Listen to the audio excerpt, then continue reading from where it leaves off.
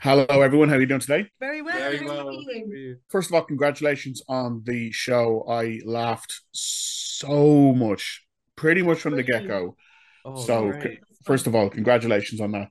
Secondly, someone was asking me how would I describe it, like in a succinct way, and the thing that came to mind was Fleabag Mm. meets the boys Mm. meets a bit of Dairy Girls. So that's how a succinct package. How would you tell people? I like that. We've not heard those three That's before. really They're that's a really really good. good three. Really good three. Yeah. I want to know You where can they're all stay. meeting as well. You know what I mean? Where are they meeting? The bar or like not far. East London. All East get London. East. They're meeting in. I've got to get East roundabout. Yeah, I think you're right. Like you described it earlier as like genre bending. I would say that that's quite like a good way to describe it. Whereas like it's like a comedy with superpowers as opposed to a superhero comedy. It's like there's not superheroes in this world. People have superpowers. Jen doesn't, and then it's her journey to try and find her superpower. I think one of the reasons why there's such a devoted fan base to anything that's superpower related is that in normal stories, say like the X-Men or whichever, the superpowered people are the outsiders. They're kind of the cast-offs, or they're made feel different, and sometimes readers and viewers can relate to that because they themselves might feel a bit different. And I love that the show essentially took the idea of X-Men and completely flipped it and made the True. normal person the outsider. Not I'm using normal like this. Yeah, yeah. The And power. I think it's such a genius idea. And again, I could see it building a fan base purely off the back of that because people will relate to Mm. the differences within the show. That's something that was kind of purposeful, I guess, when it was being made. Oh, That's you class. earlier. We That- need, we need you to explain this. Yeah. I'm gonna take everything you're saying now and Yeah. just repeat it for the next 4 hours. Have you seen the X-Men?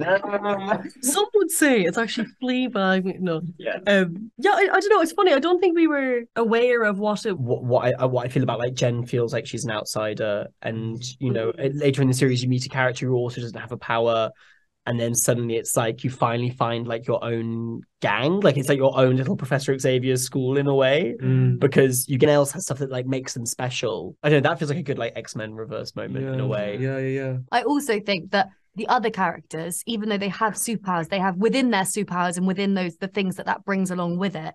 It also makes them feel like outsiders in some ways because of the kind of baggage that comes with their superpowers.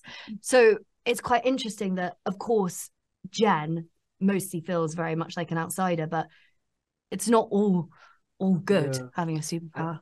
I guess also like I was just thinking about Cash's plot line is quite like a turning on its head that traditional kind of it's much more to do with like who you are as a person, not the powers that you have. Like Cash has the power to turn back time and could be doing really interesting things with it, but ultimately like because he's so feckless and like doesn't really know what he's doing most of the time, it ends up assembling this vigilante squad that does absolutely no help to the local community at all.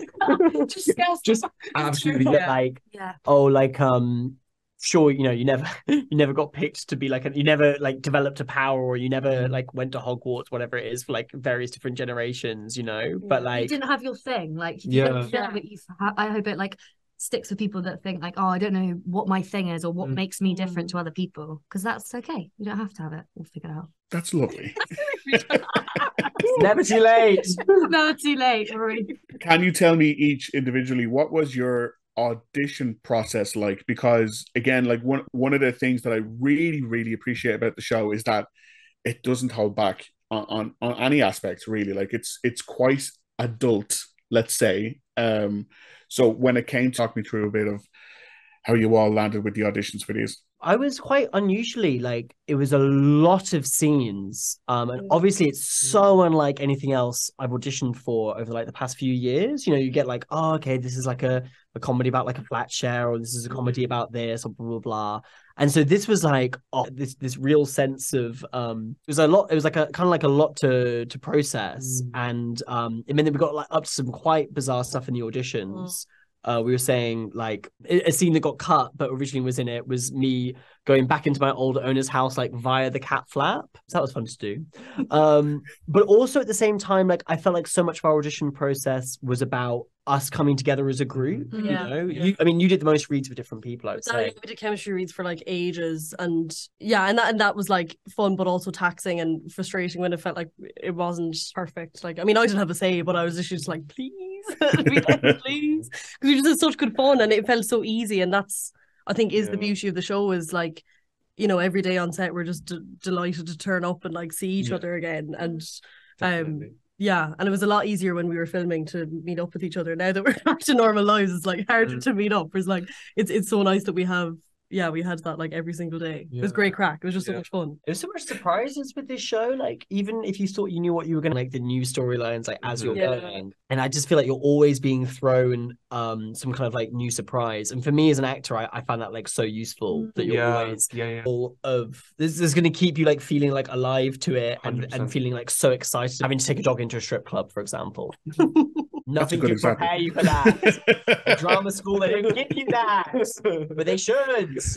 There's no special dog in strip club class in drama school. Good to know. They're bringing them in now.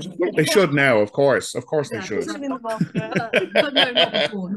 No, not before the show. Well, gang, thank you so much for your time today. Best of luck. When this show hits Disney Plus, I will be telling everyone to watch it. Oh, thank you. Thanks so much. Maybe the real power is just being yourself. That is the dumbest thing I've ever heard in my life. No.